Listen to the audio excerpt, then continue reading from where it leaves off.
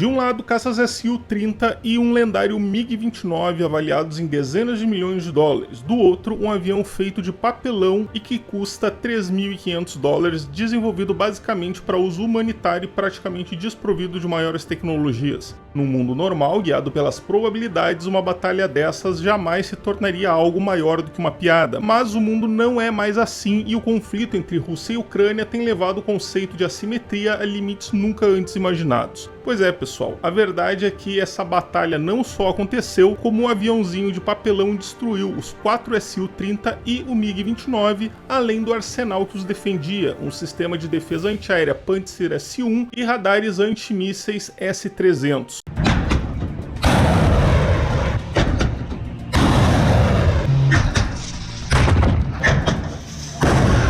No vídeo de hoje a gente vai relembrar alguns fatos curiosos envolvendo drones no conflito e, claro, falar sobre o Corvo PPDS da empresa australiana CIPAC, que conseguiu transformar seus maiores pontos fracos em vantagens bélicas formidáveis.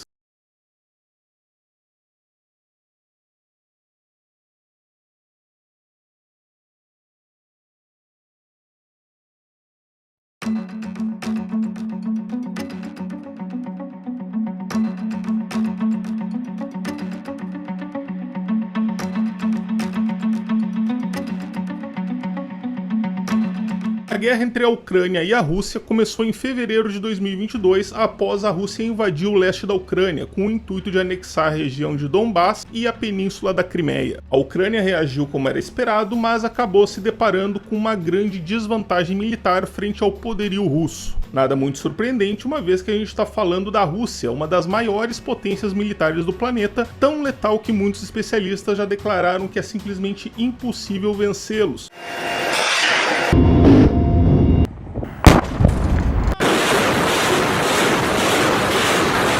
Ao menos no campo de batalha, já que como último recurso, Putin poderia simplesmente disparar armas nucleares não apenas contra o seu oponente, como contra os seus aliados também. Это использование ядерного оружия, безусловно, теоретически возможно. Для России это возможно в том случае, если... Pode parecer algo extremo e estúpido, mas sinceramente Putin parece ser o tipo de pessoa disposta a pagar com a própria vida, junto com a de outros milhões, a amargar uma derrota como essa. Certa vez um peixe escapou do seu anzol e ele mandou agentes da KGB atrás do peixe. Em outra ele perdeu um braço de ferro e, bom, nunca mais ouvimos falar desse rapaz aí. Calma, brincadeirinha, tá pessoal? Só pra descontrair. Mas apesar das probabilidades, que como a gente já mencionou aqui no vídeo, não parecem ser mais tão decisivas assim, se entregar sem ao menos lutar não parecia fazer parte dos planos de Kiev, e para compensar essa diferença bélica, a Ucrânia acabou recorrendo a uma estratégia de guerra assimétrica, usando drones para atacar alvos estratégicos na Rússia, como bases militares, depósitos de armas, pontes, bem como para impedir o avanço de tropas inimigas. E para driblar os limites orçamentários, o país lançou mão de opções jamais vistas em um campo de batalha.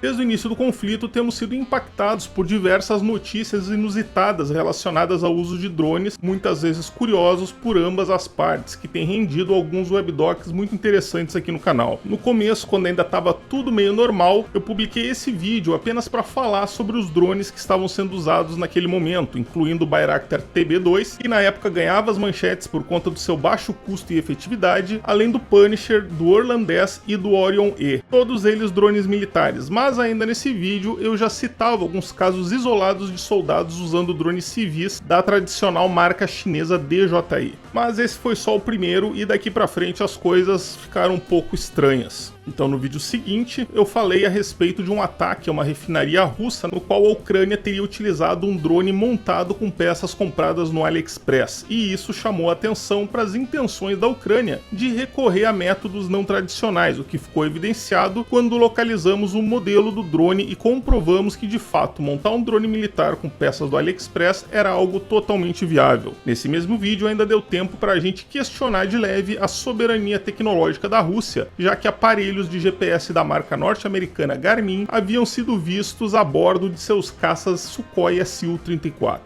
E não é que onde tem fumaça tem fogo, de modo que no vídeo seguinte eu contei a história do drone russo Orlan 10, que havia sido abatido por soldados ucranianos que ficaram surpresos ao desmontá-lo e descobrirem que a única parte russa era a fuselagem, já que todo o resto era importado de países como Estados Unidos, Alemanha, Japão e China, com destaque para um tanque de combustível feito de garrafa PET. Ao menos podia ter sido uma garrafa de vodka, né? Pronto, teria alguma coisa russa no drone e os ucranianos não iam poder ficar tirando sarro da cara deles. E uma câmera de bordo da Canon com os botões grudados com cola. Exclusividade da Rússia? Não exatamente, já que nesse outro vídeo aqui eu mostrei para vocês que do outro lado da fronteira a situação era bem parecida, já que a Ucrânia também estava na onda do AliExpress. Eles começaram a guerra armados com velharias como os Tupolev 143 do tempo da União Soviética, que eram equipados com máquinas fotográficas de filme. Eles precisavam depois fazer o drone voar de volta para poder revelar as fotos, mas logo iniciaram projetos e campanhas de financiamento coletivo para produzir drones de baixo custo como o A1CM Fúria. Só que vocês vejam que é uma diferença, né, pessoal? Enquanto a Rússia anunciava seus drones extremamente sofisticados ao custo de milhões de dólares e que se tratavam de equipamentos compostos de autêntica tecnologia russa, a Ucrânia estava abertamente tentando produzir drones baratos. Só que além dos drones do AliExpress, o conflito foi marcado também pelo uso de drones civis, sobretudo da marca DJI.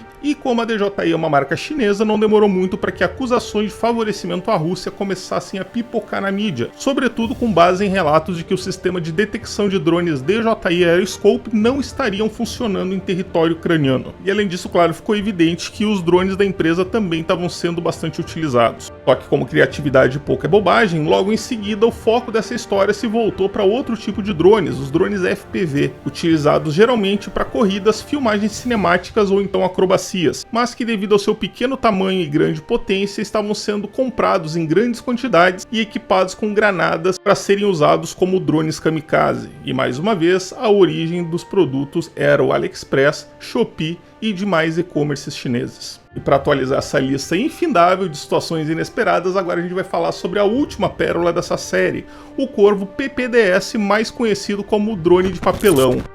O segmento de drones ele é um segmento muito restrito, de modo que canais como o Drone Modelismo eles não existem sem a participação ativa dos seus inscritos. Isso porque o algoritmo do YouTube ele é forjado para grandes acontecimentos, para hypes, para coisas que estão acontecendo, como Big Brother, Larissa Manoela, tretas em geral. Então se o inscrito não vai dar uma olhadinha de vez em quando para ver se o canal publicou algum vídeo, esquece porque o YouTube não vai avisar. Então por favor lembre-se de dar uma visitadinha aqui, de deixar um like e deixar um comentário também, porque isso aí também ajuda no alcance do canal, aumentando a sua relevância, tá bom, pessoal?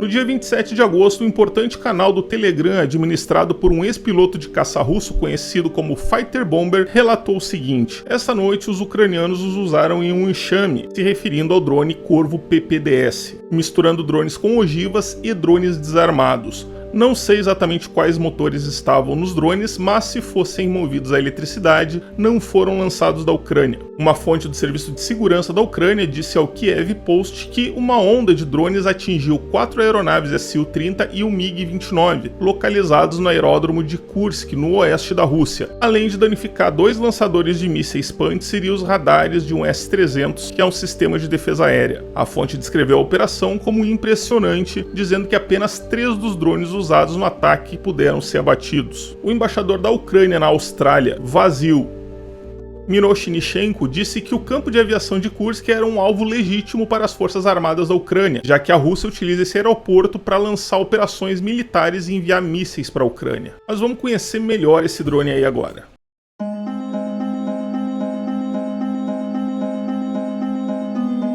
O Corvo PPDS, sigla para Precision Payload Delivery System, ou Sistema de Entrega de Carga Precisa, é fabricado pela empresa australiana Sipac Systems e o desenvolveu para usos civis e humanitários, como entrega de medicamentos e suprimentos em áreas remotas ou de difícil acesso. Diversas unidades haviam sido enviadas à Ucrânia como parte de uma doação de sistemas aéreos não tripulados ao custo de 33 milhões de dólares, anunciada pelo governo federal em fevereiro. Nenhuma novidade aí, já que a própria Sipac já havia anunciado alegado ter garantido um contrato de 700 mil com o governo australiano para produzir o modelo com o propósito de serem enviados à Ucrânia. Na ocasião, o governo australiano disse que os drones forneceriam capacidade de inteligência, vigilância e reconhecimento no campo de batalha à Ucrânia, mas aparentemente eles acabaram descobrindo como utilizar eles para ataque também. De acordo com a fabricante, o drone é enviado em um pacote com cerca de 60 centímetros de comprimento e não é mais difícil de montar do que um produto comprado na IKEA, em referência à tradicional loja de origem sueca presente em vários países do mundo. Após montado, ele se transforma em um drone de quase 2 metros de envergadura e com cerca de 2 kg, capaz de ser lançado por uma catapulta ou até mesmo manualmente. Como já falamos, ele foi projetado para ser fácil de usar, transportar e montar, podendo ser dobrado e guardado em uma caixa ou até mesmo em uma mochila. E após ser lançado, ele pode ser controlado por um smartphone ou então um tablet, usando uma interface simples e intuitiva. Ele é capaz de carregar até 5 kg de carga, que pode ser solta por um mecanismo de liberação controlado remotamente por distâncias de até 120 km.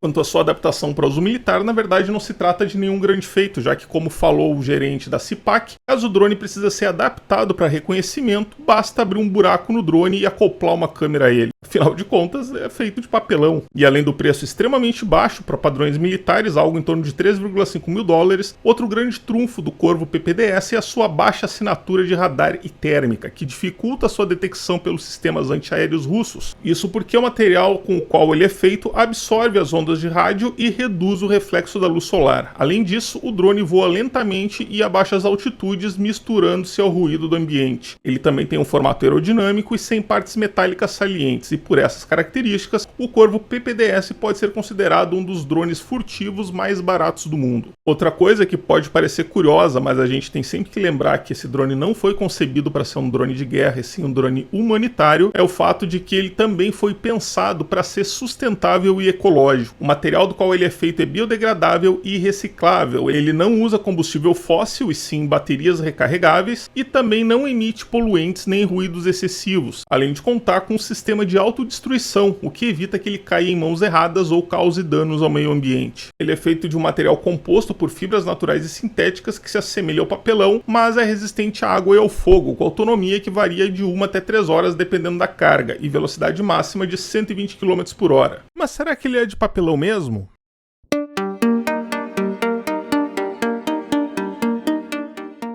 Apesar de ter ficado conhecido como drone de papelão, existem informações conflitantes sobre a composição da sua estrutura principal. E não por acaso, já que a própria CIPAC cita em seu site o fato dele ser conhecido como um avião de papel ou de papelão, mas em um PDF disponível no site do produto, eles se referem ao material como uma placa de espuma leve e dobrável, que parece corresponder a algumas imagens encontradas. Independente do material exato com o qual ele é fabricado, o fato é que as suas características o tornam praticamente invisível aos radares, já que as ondas de rádio são absorvidas por ele e as partes restantes, como motores e baterias, são naturalmente pequenas e poderiam ser facilmente confundidas com o resto do ambiente. Já com relação ao seu uso na guerra, a fabricante disse que não esperava que seu drone fosse usado para fins militares, mas acabou vendendo o Corvo PPDS para a Ucrânia em 2022, depois que a Rússia invadiu o país. A empresa alegou que não tinha conhecimento nem controle sobre o uso que a Ucrânia daria ao drone e que não era responsável pelas consequências do seu emprego na guerra. E o vídeo de hoje era isso, pessoal. Espero que vocês tenham gostado aí de mais essa curiosidade bélica envolvendo o uso de drones, algo tão improvável quanto um pequeno drone de papelão causando grandes danos a uma potência como a Rússia. Com certeza não é uma coisa que a gente ouve todo dia, pelo menos não em se tratando de vida real.